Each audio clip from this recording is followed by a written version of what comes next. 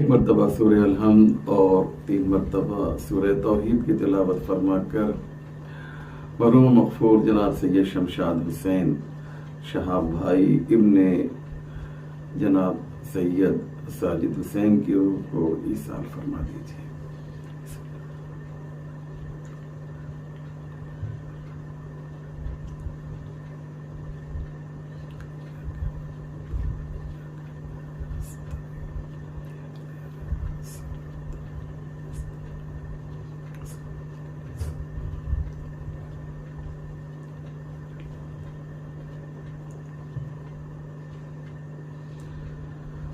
لا حول ولا قوة إلا بالله العلي العظيم حسبنا الله ونعم الوكيل نعم المولى ونعم النصير أعوذ بالله من الشيطان اللعين الرجيم بسم الله الرحمن الرحيم الحمد للہ رب العالمین والصلاة والسلام والتحیۃ والاکرام علی سید الانبیاء والمرسلین مولانا ابی القاسم محمد وعليه الطيبين الطاهرين المعصومين المظلومين المنتخبين ولعنة الله على أعدائهم أجمعين من يومنا هذا إلى صباح يوم الدين رب اشرح لي صدري ويسر لي أمري واحلل عقدة من لساني يفقهوا قولي أما بعد فقد قال الله سبحانه تبارك وتعالى وقوله الحق بسم الله الرحمن الرحيم لا يمسهم فيها نسب وما هم فيها بمخرجين۔ مومنین کرام و ناظرین ذوی الاحترام، السلام علیکم ورحمۃ اللہ وبرکاتہ۔ یہ مجلس ایصال ثواب، مجلس ترحیم البقی آرگنائزیشن انڈیا کی جانب سے ایک ایسی محترم شخصیت کے لیے برگزار کی جا رہی ہے کہ جنہوں نے اپنی زندگی کو مرضی معبود کے سانچے میں ڈھالا، اور ان کی جو خصوصیت تھی وہ ہم سب جانتے ہیں کہ آپ بہترین مولائی، دیندار اور فضائل اہل بیت سن کر مجھے جیسا کہ بتایا گیا کہ مصائب میں تو عام طور سے ہر شیعہ اشکبار ہوتا ہے، لیکن یہ وہ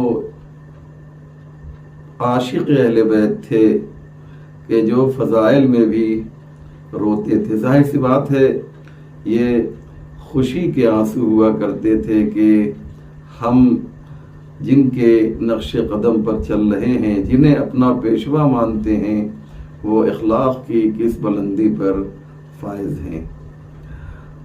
البقی آرگنائزیشن کی جب پہلی میٹنگ ہوئی تھی تو اس میں بھی آپ شریک تھے، اور اس کے بعد آپ کا سارا ہم و غم سب کچھ آپ نے گویا بقی کی تحریک کو زندہ کرنے کے لیے پورا وقت آپ نے صرف کیا۔ اور جیسا کہ مجھے بتایا گیا، برادر علام علی جناب مولانا محبوب مہدی صاحب نے بھی مجھے بتایا، اور دیگر ذرائع سے بھی مجھے یہ خبر ملی کہ آپ ایک ٹیم کے تحت کربلا گئے، اور وہاں پر آپ نے ایک عظیم الشان، ایک تاریخی پروگرام برگزار کیا۔ باسم کربلائی جیسا عالمی شہرت یافتہ نوحہ خان اس میں شریک ہوا، اور سینکڑوں ہزاروں ری بلڈ بقی کی ٹی شرٹ پہن کر لوگوں نے حرم امام حسین میں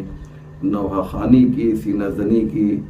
یقیناً آپ کی جو شخصیت تھی وہ اسی سے ظاہر ہو رہی ہے کہ آپ لوگ کربلا میں جانے کے لیے تڑپتے ہیں کہ ہماری موت کربلا میں آئے، اور یہ شخص جو ہے کربلا پہنچا تو 8 شوال کی صبح کو تقریباً نماز سے کچھ پہلے آپ اس دنیا سے رخصت ہوئے، اور اسی شب میں آپ نے حرم امام حسین میں زبردست نوحہ خوانی کی، سینہ زنی کی، اور اس کے بعد جب آپ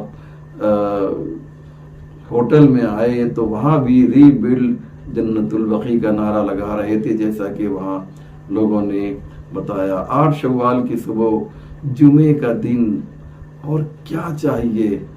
اور اس کے بعد کربلا جیسی سرزمین میں آپ کی روح نکلی اور آپ کو وادی السلام جیسے سب سے عظیم قبرستان میں دفن کیا گیا۔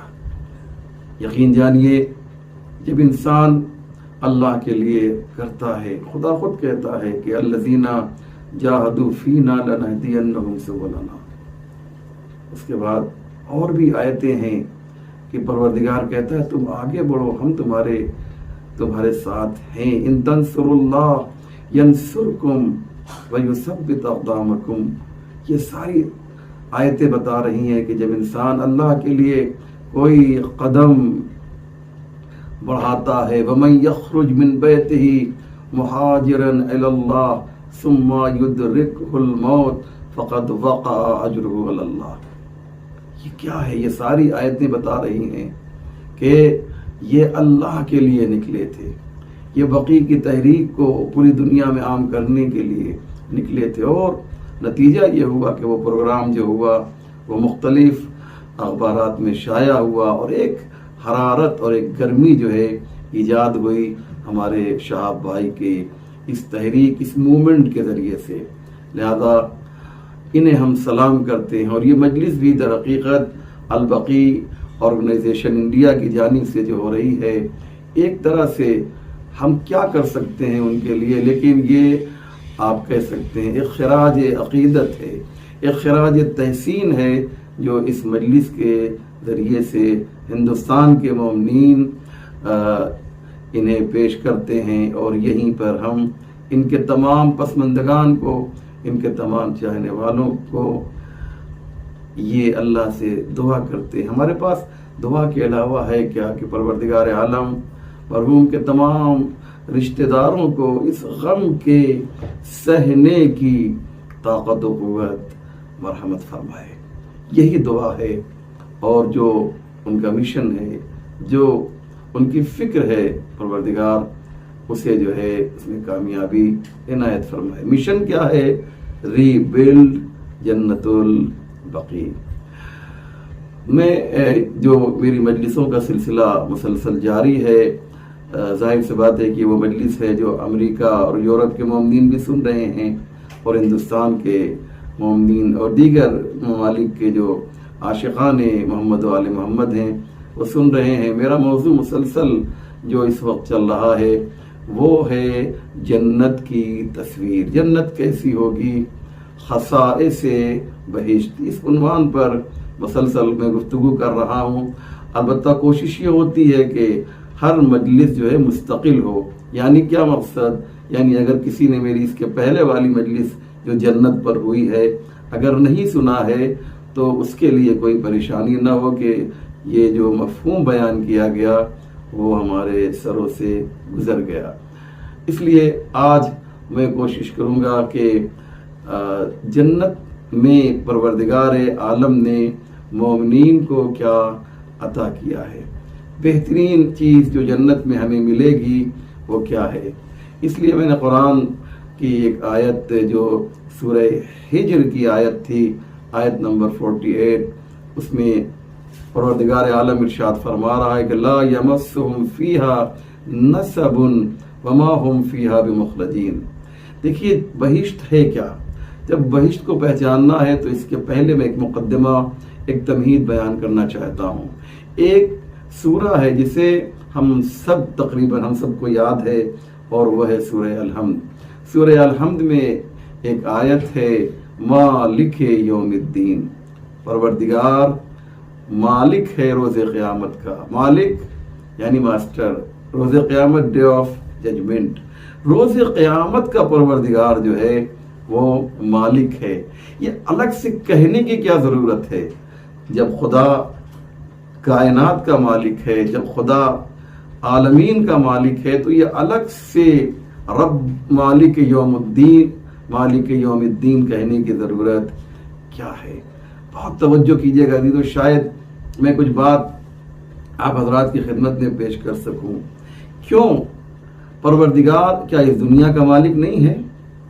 کیا اس زمین کا مالک نہیں ہے؟ تو یہ الگ سے جو ہے قیامت کے لیے مالک یوم الدین، قیامت کے دن کا مالک ہے، یہ الگ سے کہنے کی ضرورت کیا ہے؟ یہاں پر ہمارے مفسرین نے بڑی پیاری بات کہی۔ وہ کہتے یہ ہیں وجہ یہ ہے، بہت توجہ کیجیے گا، وہ کہتے یہ ہیں کہ وجہ یہ ہے کہ پروردگار کی جو مالکیت ہے وہ روز قیامت جو ہے بہت زیادہ کلیئر اور واضح ہو کر ہمارے سامنے آئے گی۔ اس کا مالک ہونا، کیوں اس کا ماسٹر ہونا جو ہے قیامت میں بہت زیادہ واضح اور کلیئر ہو کر آئے گا۔ کیوں؟ اس کی وجہ سنیے۔ ایک آیت میں اور ایک آیت کا اور سہارا لیتا ہوں کہ آپ تصور کیجئے کہ وہ جو میدان محشر ہے، یہاں سے ہم سب وہاں جانے والے ہیں، جتنے بھی لوگ ہیں سب میدان محشر میں جمع ہوں گے۔ ہم آئے کہاں سے ہیں؟ عالم ارواح سے، جہاں پہ ہماری روحیں رہا کرتی تھی۔ ہم ہیں کہاں؟ عالم اس دنیا میں ہیں۔ اس کے بعد کہاں جائیں گے؟ عالم برزخ میں۔ عالم برزخ بھی کہہ سکتے ہیں کہ عالم ارواح ہے۔ اس کے بعد یہ جو ہے عالم برزخ سے پھر ایک دوسرا آخری عالم، لاسٹ ڈیسٹینیشن جو ہے ہماری ہے، وہ کیا ہے؟ وہ عالم آخرت ہے۔ وہاں پر کیسے کیا ہوگا کہ جتنے لوگ بھی جناب آدم سے لے کر قیامت تک جتنے لوگ بھی اس دنیا میں آئے ہیں، روز قیامت حضرت اسرافیل جب سور پھونکیں گے تو سب کے سب لوگ جو ہیں وہ جو ہے پہلے قیامت آئے گی، اس کے بعد جو زندہ ہیں وہ بھی مر جائیں گے، اور پھر دوسرا سور پھونکا جائے گا تو سب کے سب زندہ کیے جائیں گے۔ ہر انسان اپنی اپنی قبروں سے جو ہے باہر نکلے گا۔ کہاں جمع ہوگا؟ انہیں کہاں اکٹھا کیا جائے گا؟ ایک میدان میں۔ میں آپ سے ایک سوال کرتا ہوں کہ آپ یہ تصور کیجئے کہ صرف امریکہ کے لوگ اگر ایک میدان میں اکٹھا کیے جائیں، اس وقت کے 2021 میں جو لوگ ہیں، تو اس کے لیے کتنے بڑے میدان کی ضرورت ہے؟ پھر آپ سوچئے یورپ، پھر سوچئے آسٹریلیا، ایشیا، افریقہ، یہ سارے ممالک کے لوگ اس زمانے کے اگر صرف ایک میدان میں جمع کیے جائیں تو کتنا بڑا میدان ہوگا؟ تصور کیجئے، اور اسی کو آگے بڑھا دیجئے کہ آدم سے لے کر قیامت تک اتنے لوگ آ چکے ہوں گے، پیدا ہو چکے ہوں گے کہ آپ کا کمپیوٹر بھی شاید کام نہ کر سکے، اتنے زیرو لگانے پڑیں گے۔ یہ سب کے سب جو ہیں جناب اسرافیل جب سور پھونکیں گے، یہ سب کے سب ایک میدان میں جمع کیے جائیں گے۔ ایک بہت بڑا پلاٹ ہوگا، ایک بہت بڑی جگہ ہوگی۔ کتنی بڑی جگہ ہوگی آپ تصور بھی نہیں کر سکتے۔ اور جب سب کے سب لوگ جمع ہو جائیں گے تو اب قرآن کیا کہتا ہے اسے سنیے۔ انشاءاللہ آپ کو ایک میسج دینا چاہتا ہوں۔ قرآن کہتا ہے کہ پھر کیا ہوگا کہ ایک آواز آئے گی، لمن الملک اليوم، آج کس کی حکومت ہے؟ یہ آواز کہاں پہ آئے گی؟ یہ الیوم سے مراد آج کا دن۔ ہمارے پاس کئی الیوم ہیں، الیوم اکملت لکم دینکم، الیوم وہاں بھی ہے۔ وہ الیوم، اس کا تعلق، جملہ سنیں گے، وہ الیوم اکملت لکم، اس کا جو تعلق، اس الیوم کا جو تعلق ہے وہ میدان غدیر سے ہے، اور یہ جو الیوم ہے لمن الملک الیوم، اس کا تعلق میدان محشر سے ہے۔ وہاں بھی بہت سے لوگ تھے، یہاں بھی بہت سے لوگ ہیں۔ وہاں بھی اچھے اور خراب تھے، یہاں بھی اچھے اور خراب ہوں گے، لیکن وہاں پر جدا نہیں کیے جا سکے۔ ان کو فلٹر نہیں کیا گیا، لیکن میدان محشر میں فلٹر کیا جائے گا، اور جنتیوں کو جنت کی طرف اور جہنمیوں کو جہنم کی طرف بھیجا جائے گا۔ یہ سب آپ سنتے رہتے ہیں، لیکن جو بات مجھے کہنا ہے وہ یہ ہے کہ ایک آواز آئے گی اللہ کی جانب سے، لمن الملک اليوم، آج کس کی حکومت ہے، آج کس کا اقتدار ہے، آج کس کا قبضہ ہے؟ کوئی جواب نہیں دے گا، کوئی نہیں بولے گا آج کس کی حکومت ہے۔ گویا پروردگار یہ کہے گا، گویا میں کہہ رہا ہوں کہ اے فرعون، اے نمرود، اے شداد، اے حامان، ہم نے تمہیں ذرا سی طاقت و قوت کیا دے دی تھی کہ تم جو ہے مالک بن بیٹھے تھے، تم یہ سمجھتے تھے کہ دنیا میں صرف ہمارا اقتدار ہے، ہمارا قبضہ ہے، اور انا ربکم الاعلی کہہ کر جو ہے تم میری خدائی کو چیلنج کر رہے تھے۔ وہاں پر تو میں خاموش تھا، کیونکہ میں اگر رحیم ہوں تو رحمان بھی تو ہوں نا، اور رحمان کا مطلب ہم سب جانتے ہیں کہ وہ رحم جو مومن اور غیر مومن دونوں پر کیا جائے۔ لہذا ہمارے رحمان ہونے کا تم نے جو ہے فائدہ اٹھایا نا، اور تم خدا بن گئے، خود دعوائے خدائی کرنے لگے۔ تو اب بتاؤ لمن الملک اليوم، آج کس کی حکومت ہے؟ بتاؤ، کل تم تخت پہ بیٹھے ہوئے تھے، کل تم صاحب اقتدار بنے ہوئے تھے، کل تم خدائی کا دعویٰ کر رہے تھے، اب بتاؤ لمن الملک اليوم، آج کس کی حکومت ہے؟ کوئی جواب نہیں آئے گا۔ کتنا بڑا میدان ہوگا، آپ ذرا تصور کیجئے اس گراؤنڈ کے بارے میں، تصور نہیں کر سکتے، اتنی بڑی تعداد میں لوگ ہوں گے اور اللہ ان سے سوال کر رہا ہوگا، لیکن ان کے پاس کوئی جواب نہیں ہوگا۔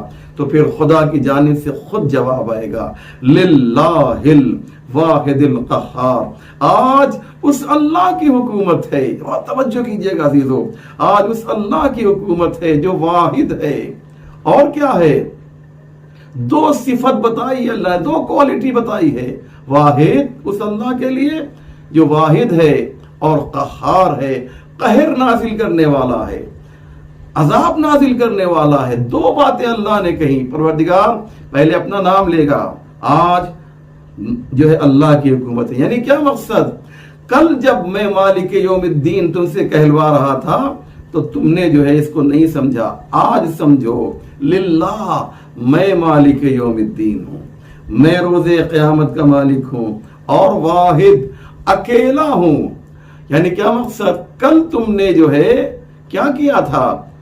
ڈپلیکیٹ ہی صحیح، غلط ہی صحیح، جعلی اور نقلی ہی صحیح، لیکن تم خدا تو بن گئے تھے۔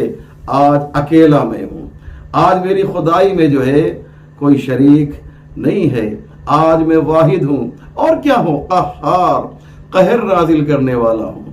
آج میں تمہارے لیے میدان محشر میں ظالموں کے لیے رحمان، بہت بڑی بات میں نے کہی عزیزو، ظالموں کے لیے میں رحمان آج نہیں ہوں۔ آج میری رحمت جو ہے ظالموں کے لیے نہیں ہے جنہوں نے ظلم کیا ہے۔ للہ الواحد القہار۔ اے فرعون، اب جو ہے تمہیں دیکھنا ہوگا کہ میں جو ہوں کیا ہوں، میں قہر نازل کروں گا۔ تو میدان محشر میں پروردگار قہار بن کر سامنے آئے گا۔ اب سنیں، تو یہ تو ایک رخ ہوا نا پروردگار کا یہ جو ہے یہ صفت جلالی ہے۔ اب اس کی صفت جمالی بھی دیکھ لیجئے، وہ کہاں ہوگی؟ تو صفت جلالی کا اظہار جو ہوگا وہ میدان محشر میں کیا جائے گا۔ پروردگار قہار ہے، یہ جو صفت ہے یہ میدان محشر میں ہوگی۔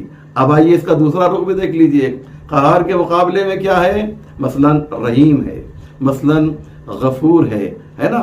تو اب وہاں پر جب مومنین کے لیے پروردگار مومنین کے سامنے آئے گا، البتہ خدا آئے گا نہیں، یعنی مراد یہ اس کی رحمت جب ہوگی تو وہاں پر اس کی جو صورتحال کیا ہوگی؟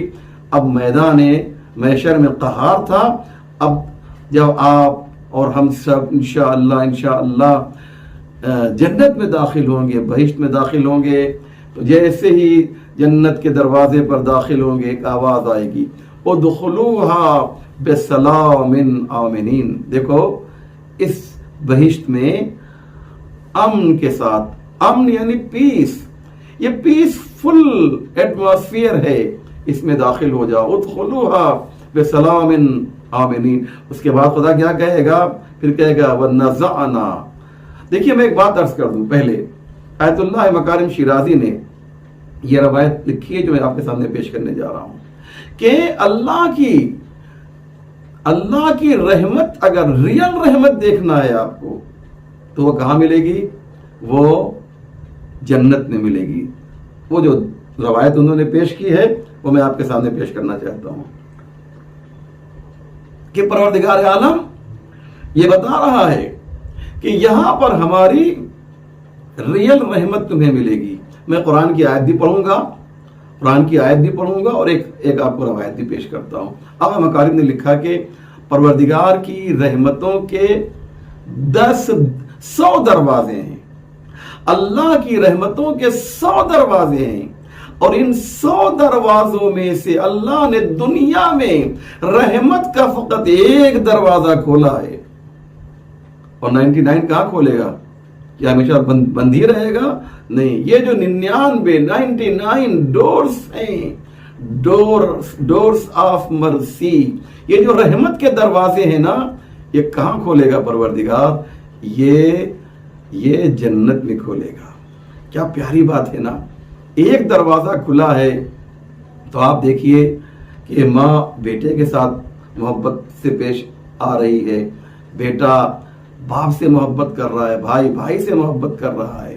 یہ ساری محبتیں فقط یہاں پر بے وفائی تو نہیں اس دنیا میں ہے نا.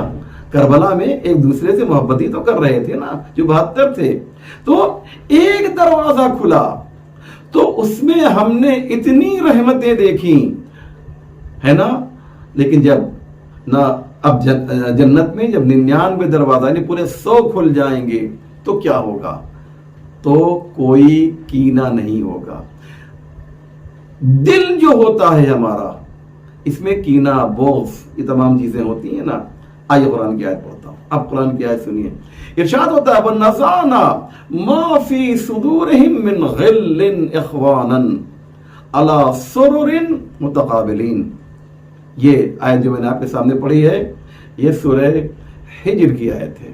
سنیں ذرا محترم, خدا کیا کہتا ہے کہ جب صاحبان ایمان جو بہشت کے مستحق ہیں, جب یہ بہشت میں آئیں گے تو پہلا کام یہ ہوگا کہ ان کو ایک چشمہ ہے کہ جہاں پر ان کو جو ہے کہا جائے گا کہ جائیے یہاں پر آپ نہائیے. اس کے بعد جب نہا چکے ہوں گے تو قرآن کہتا ہے وَنَزَعْنَا مَا فِي صُدُورِهِم مِّنْ غِلٍّ إِخْوَانًا, اور ان کے جو دلوں سے جو ہے کینے نکل جائیں گے. یاد رکھیے سارے پرابلم, ساری پریشانیاں, ساری مشکلات جو ہے وہ یہ ہیں کہ ہمارا دل جو ہے بہت زیادہ کلین نہیں ہے. پروردگار اسے کلین کرے گا. اس کے بعد خدا خود کہتا ہے وَنَزَعْنَا مَا فِي صُدُورِهِم وَنَزَعْنَا مَا فِي صُدُورِهِم مِّنْ غِلٍّ, کینوں کو نکال دیا جائے گا.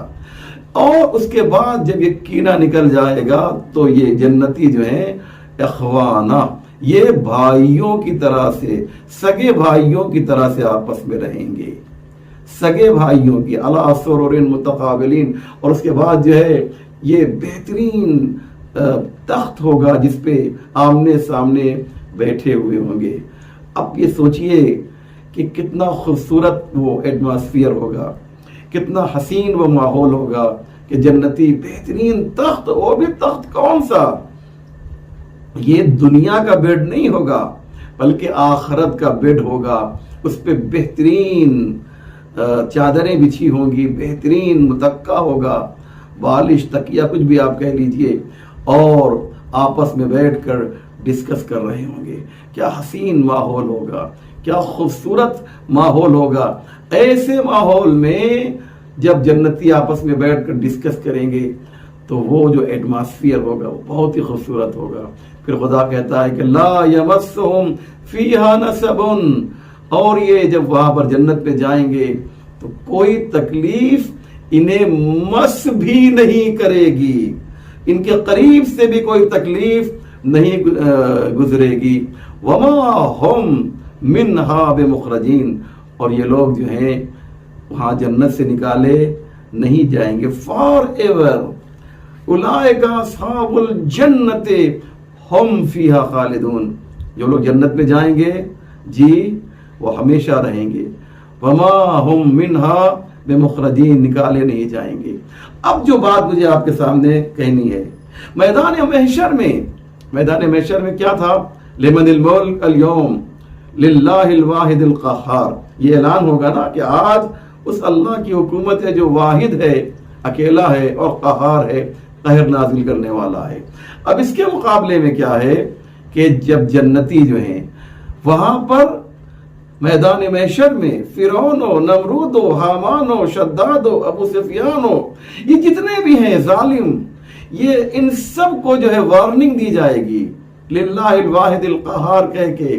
تو میدان محشر جو ہے وہ وارننگ کی جگہ ہوگی، لیکن جنت کا جو ماحول ہوگا وہ خوشخبری کی جگہ ہوگی. پتہ نہیں میری بات آپ تک پہنچی یا نہیں پہنچی. میں آیت پڑھوں گا تو انشاءاللہ بات واضح ہو جائے گی. جب سارے جنتی جنت میں داخل ہو جائیں گے، توجہ کیجیے، تو بہت امپورٹنٹ اور بہت ہی سینسیٹیو اور بہت ہی حساس جگہ پہ میں پہنچا ہوں کہ ایک کامن اناؤنسمنٹ، اعلان میدان محشر میں کیا جائے گا. میدان محشر میں کیا اعلان ہوگا کہ آج کس کی حکومت ہے؟ للہ الواحد القہار. آج اللہ اپنا قہر نازل کرے گا. یہ وارننگ ہے نا. تو یہ جو وارننگ ہے یہ سب کے لیے ایک طرح سے ہوگی. بھائی جب جنت میں لوگ جائیں گے تو الگ مسئلہ ہے، لیکن میدان محشر میں جب سب جمع ہوں گے، مومن و غیر مومن سب جمع ہوں گے، تو ایک وارننگ ہوگی جو سب سنیں گے کہ للہ الواحد القہار، آج اللہ قہر نازل کرنے والا ہے. تو پروردگار اپنی رحمت کا بھی تو کچھ جلوہ دکھا دے. کہاں؟ یہاں پہ نہیں تو کہاں پہ دکھائے گا؟ کہ جب سب کے سب جو ہے جنت میں داخل ہو جائیں گے تو پھر وہاں بھی ایک اعلان ہوگا. یاد رکھیے گا، ایک اعلان میں بار بار ریپیٹ کر رہا ہوں. ایک اعلان جو ہے کہاں پر ہوا؟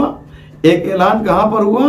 ایک اعلان ہوا جو ہے میدان محشر میں، اور دوسرا اعلان جو ہے وہ کہاں پہ ہوگا؟ جنت میں ہوگا. وہ اعلان کیا ہوگا؟ جب قہار ہونے کا اعلان ہوا ہے تو اب اس کے مقابلے میں جو اللہ کی صفت جمالی ہے اس کا بھی اعلان ہونا چاہیے. تو یہ فوراً جو ہے اسی وَنَزَعْنَا مَا فِي صُدُورِهِم مِّن غِلٍّ إِخْوَانًا عَلَىٰ سُرُرٍ مُتَقَابِلِينَ، یہ سورہ ہجر کی آیت نمبر 47 ہے. اب اس کے بعد فوراً اعلان ہوتا ہے کہ نَبِّئْ عِبَادِي أَنِّي أَنَا الْغَفُورُ الرَّحِيمُ. دیکھو سب کے سب جنت میں آ گئے نا، سب کے سب بہشت میں آ گئے نا، تو اب جو ہے میرے بندوں کو منادی کر دیا جائے. نبے یعنی خبر دے دیا جائے، منادی کر دیا جائے میرے بندوں کو. عبد سنگولر ہے، عباد پلرل ہے. میرے بندوں کو جو ہے منادی کر دیا جائے، خبر دے دیا جائے کہ انی انا الغفور الرحیم. جنت میں اعلان ہوگا کہ میں غفور بھی ہوں، میں رحیم ہوں.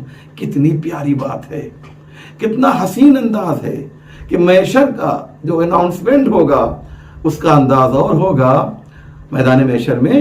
اور جنت میں جو ہے خدا کہے گا ان سے کہہ دو میرے بندوں سے کہ انی انا الغفور الرحیم، کہ میں کون ہوں؟ میں غفور ہوں، بخشنے والا ہوں، میں رحم کرنے والا ہوں. یاد رکھیے گا رحمان نہیں کہا، بہت پیارا انداز ہے، کیونکہ رحمان کہتے ہیں اس صفت کو جو مومن کے لیے بھی ہو، یعنی وہ خدا جو رحم کرنے والا ہے وہ مومن پہ بھی کرتا ہے اور غیر مومن پر بھی. لیکن رحیم صفت خاص ہے مومن کے لیے، فقط و فقط خدا جو ہے مومن پہ رحم کرتا ہے. تو اللہ جو ہے بہشت میں کیا ہے؟ رحیم ہے. لیکن یہی خدا جو ہے میدان محشر میں کیا ہے؟ قہار ہے. یہ ایک میسج تھا جو میں دینا چاہ رہا تھا. اور اس کے بعد جب سب کے سب چلے جائیں گے، سب کے سب جنت میں داخل ہو جائیں گے اور جنت جو ہے مومنین سے بھر جائے گی، تو ایک بات اور کہی جائے گی. جانتے ہو کہ سب سے بڑی نعمت کیا ہے؟ سب سے بڑی نعمت نہ باغ ہے، نہ وہاں کی نہریں ہیں. نہر بھی جنت میں، نہر من لبن، دودھ کی نہریں ہیں. اصل مصفا کی یعنی شہد کی ہنی کی جو ہے نہریں، قرآن کی آیت ہے یہ سب، میں اس لیے نہیں پڑھا میرے پاس وقت نہیں ہے. اور کس چیز کی نہر ہے؟ من ماء غیر آسن، ایسا پانی جو بالکل خراب نہیں ہوگا. وہ پانی اگر آپ لیب میں بھی لائیے ہندوستان کے، تو ممکن نہیں ہے. آپ دنیا کے، میں ہندوستان کہہ رہا ہوں، دنیا کے لیب میں آپ پانی لے کر آئیے، وہ پانی اتنا پیور ہوگا کہ لیب والے بھی پریشان ہو جائیں گے. من ماء غیر آسن، یہ سب کچھ وہاں پر ہوگا، لیکن ان نعمتوں کی کوئی حیثیت نہیں ہے ایک نعمت کے مقابلے میں. اور وہ کون سی نعمت ہے؟ رضوان من اللہ اکبر. اللہ اکبر یہ کہہ رہا ہے کہ اللہ کی جو مرضی ملے گی، جو رضایت ملے گی مومنین کو، وہ کیا ہے؟ اکبر ہے. وہاں پر جائیں گے، جنت میں جائیں گے تو وہاں پر ہمیں کیا چیز ملے گی؟ دنیا میں لوگ کہتے ہیں اللہ راضی ہو جائے، اللہ راضی ہو جائے. اللہ راضی ہوا یا نہیں ہوا یا کہاں معلوم ہوگا؟ وہ بہشت میں نبئ عبادی انی انا الغفور الرحیم، میرے بندوں کو خبر کر دو کہ میں غفور ہوں، رحیم ہوں. کیا حسین انداز ہوگا بہشت میں. علماء نے لکھا کہ سب سے بڑی نعمت رضوان من اللہ اکبر، اور دوسری نعمت جو ہے وہ زیارت ہے. البتہ زیارت وہ نہیں ہے جو ہم کہتے ہیں کربلا جا کے زیارت پڑھتے ہیں. زیارت یعنی دیدار. آپ جب وہاں جائیں گے تو پیغمبر کی زیارت ہوگی، علی کی زیارت ہوگی، مولا متقیان حضرت علی کی زیارت ہوگی، اور چہاردہ معصومین کی زیارت ہوگی. اس کے بعد آپ جو ان کے شہدائی ہیں، سلمان فارسی سے آپ کی ملاقات ہوگی، ابو ذر غفاری سے آپ کی ملاقات. ذرا تصور تو کیجئے، مومن دیوانہ ہو جائے گا، پاگل ہو جائے گا. ارے یہ رسول خدا ہیں، یہ مولا علی ہے، یہ سلمان فارسی، یہ مقداد ہے، یہ ابو ذر ہے، یہ حبیب ابن مظاہر ہیں. تصور کیجئے نا، یہ کتنی بڑی نعمت ہے. یہ جو اس کو میں نے زیارت کہا ہے، ایسا ماحول ہوگا، ایسا ماحول ہوگا. اور آیت اللہ مکارم شیرازی نے تو بڑی پیاری بات یہاں پہ کہی. یہ تو ہے ہی ہے کہ ایک یہاں تک کہ ہم مثال کے طور پہ ایک شخص وہ ہوگا جس نے اپنے باپ کو نہیں دیکھا اور بچپن میں اس کا باپ مر گیا، اس کو اپنے والد سے بولا او میرے والد صاحب ہیں. والد ان کو جو ہے سب ایک دوسرے کو دیکھیں گے میدان محشر میں، نفسا نفسی کا عالم ہوگا، یاد رکھیے گا. لیکن جنت میں علی سرر متقابلین، یہ سب آپس میں بیٹھ کر گفتگو کریں گے، بات کریں گے. وہ جو ماحول ہوگا، وہ جو ایٹماسفیئر ہوگا، کوئی خوف نہیں، کوئی ڈر نہیں، نہ آفس جانا ہے، نہ باس کا خطرہ کا خوف ہے، کچھ نہیں، نہ بیماری کا خوف. یہاں تک کہ روایت میں آیا ہے کہ جنت میں نیند بھی نہیں آئے گی، کہ کوئی سوئے گا نہیں. کیوں؟ پوچھا گیا کیوں نیند نہیں آئے گی؟ کہا اس لیے کہ نیند جو ہے وہ نصف موت ہے، آدھی موت ہے. اور جنت میں موت کا تصور نہیں ہے، چاہے آدھی ہو چاہے پوری ہو. تو کہنے کا مقصد یہ ہے محترم کہ جنت کو ہمیں سمجھنا ہے. اگر ہم اس جنت کے لیے، ہاں جو بات میں کہہ رہا تھا اسے مکمل کر دوں. آقا مکارم نے کہا کہ ایک چیز اور بھی ہوگی، جنتیوں کو اختیار ہوگا کہ وہ جو ہیں جہنمیوں کو دیکھ سکیں. اور یہ قرآن کی آیت بھی ہے کہ وہ جب دیکھیں گے تو جہنمی کہیں گے کہ تم کو جو اللہ نے نعمتیں دی، ہمیں آیت نہیں پڑھ رہا ہوں، وقت نہیں ہے، تو اس میں سے کچھ نعمتیں ہم کو بھی دے دو. تو وہ کہیں گے ھذا ما حرم اللہ، اللہ نے اسے جو ہے تم لوگوں پر حرام کیا ہے. اب جو لذت ہے وہ سن لیجئے، بس میں ختم کر رہا ہوں. جو لذت ہے وہ یہ ہے کہ جو دشمنان اہل بیت ہیں، جنتی جو ہیں ان کو دیکھیں گے، ان کو بھی دیکھیں گے ہم لوگ. جو دشمنان اہل بیت ہیں، جنہوں نے اہل بیت پر ظلم کیا، جنہوں نے ان کے دروازے جلائے، جنہوں نے ان کو شہید کیا، جنہوں نے ان کو اسیر کیا. نام لینے کی کیا ضرورت ہے، آپ خود سمجھ رہے ہیں. آپ دیکھیں گے کہ یہ لوگ جل رہے ہیں.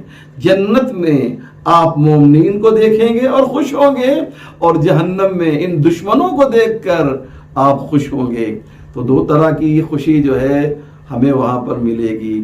ایسی جنت کو حاصل کرنے کے لیے، آخری جملہ، ایسی جنت کو حاصل کرنے کے لیے ہمیں کیا کرنا ہے؟ یہ مجلس اسی لیے ہوتی ہے. اب جنت میں ہمیں رہنا ہے تو کتنے دن رہنا ہے یہ ہم آپ سوچ بھی نہیں سکتے. لاکھوں کروڑوں سال اس نعمت کے ساتھ ہمیں رہنا ہے. اس کے لیے کرنا کیا ہے؟ ہماری عمر مثلا 80 سال ہے، اس میں سے 15 سال آپ کم کر دیجئے تو بچتا ہے 65۔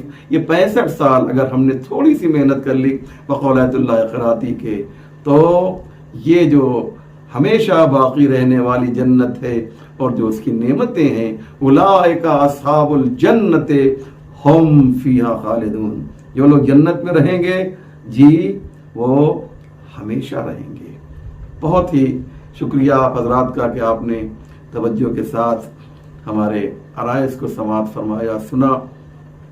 اللہ سے ایک بار پھر دعا کرتے ہیں کہ شہاب بھائی کو جوار رحمت میں جگہ عنایت فرما، ان کے جو رشتہ دار ہیں، جو ریلیٹیوز ہیں، جو ان کے چاہنے والے ہیں، کیونکہ مومن جو ہے فقط محدود تو اپنے خاندان میں ہوتا نہیں ہے، پروردگار ان سب کو جو ہے اس غم کے سہنے کی طاقت و قوت عنایت فرما۔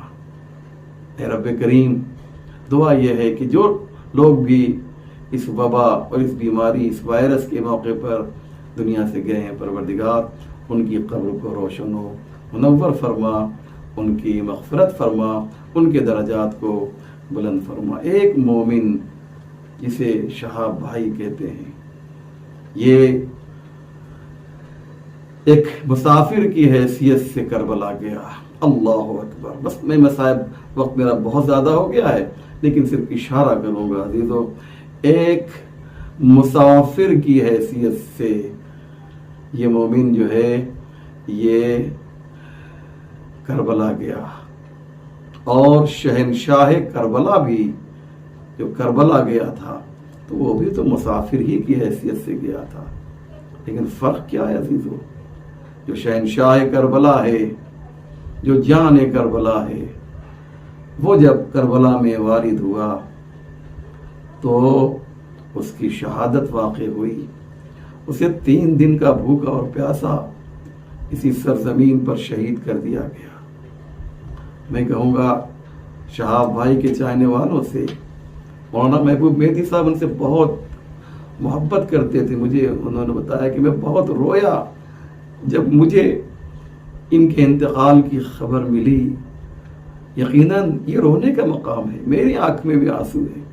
یقین جانے عزیزو، ایسی شخصیتیں جو ہیں جب جاتی ہیں تو ہر مومن جو ہے اسے تکلیف ہوتی ہے، اسے اذیت ہوتی ہے، لیکن میں ان کے تمام رشتہ داروں سے، ان کے بچوں سے، مرحوم کے اتنا کہوں گا کہ آپ کے عزیز جب کربلا پہنچے اور وہاں پر جو ہے ان کا دم نکلا ہے تو اتنا تو تھا کہ ان کے چاہنے والے موجود تھے اور بڑی عزت و احترام کے ساتھ انہیں قبرستان میں، وادی السلام میں انہیں جگہ ملی۔ اس کے بعد ان کے رشتہ داروں کو جو ہے تسلیت پیش کی گئی، تعزیت پیش کی گئی، جہاں جہاں بھی ان کے رشتہ دار تھے، ان کے چاہنے والے تھے، لوگوں نے ان کو فون کیا اور فون کرنے کے بعد ان کو تسلیت و تعزیت پیش کی عزیزو، ان کے بچوں کو تسلیت و تعزیت پیش کی۔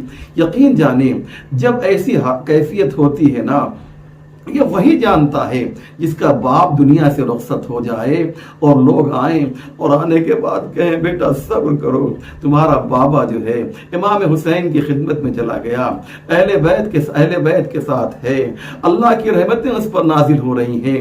لوگ اس طریقے سے جو ہے دلاسا دیتے ہیں، تسلی دیتے ہیں، سہارا دیتے ہیں، محبت سے پیش آتے ہیں۔ یہی تو دستور ہے نا کہ اگر کوئی دنیا سے چلا جائے تو ان کے بچوں سے، ان کی بچیوں سے، ان کے رشتہ داروں سے محبت بھری باتیں ہونی چاہیے۔ ہاں عزاداروں، یہ بات آپ نے تو سن لی بڑی آسانی سے، لیکن سوچئے کیا سید سجاد کے ذہن میں یہ بات نہیں آئی ہوگی؟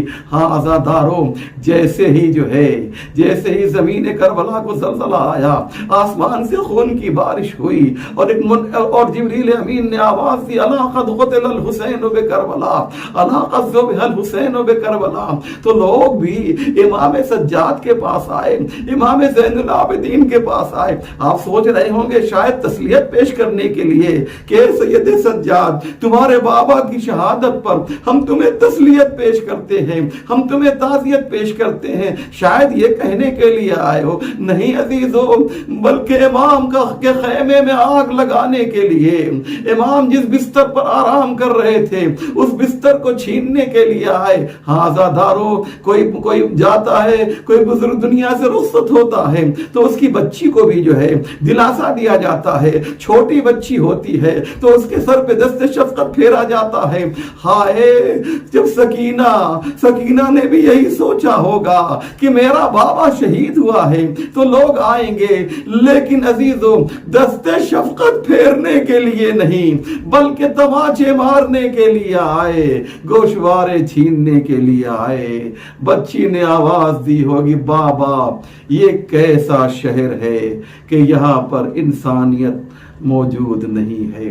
وَسَيَعْلَمُ الَّذِينَ ظَلَمُوا أَيَّ مُنقَلَبٍ يَنقَلِبُونَ إِنَّا لِلَّهِ وَإِنَّا إِلَيْهِ راجعون رضا بقضائه وتسليما لأمره اللهم بحق محمد وأنت المحمود وبحق علي وأنت العالى وبحق فاطمة وأنت فاطر السماوات والأرض وبحق الحسن وأنت المحسن وبحق الحسين وأنت قديم الإحسان وبحق الأئمة التسعة الطاهرين من ذریۃ الحسین علیہ السلام۔ یا اللہ تجھے واسطہ ہے محمد و آل محمد کا پروردگار، ہمارے اس مختصر مگر اہم اعمال کو قبول فرما، ہمارے آنسوؤں کو رومال فاطمہ زہرا میں جگہ عنایت فرما۔ یا اللہ آل محمد کے چاہنے والے دنیا میں جہاں جہاں بھی ہوں ان کی جان مال عزت آبرو کی حفاظت فرما۔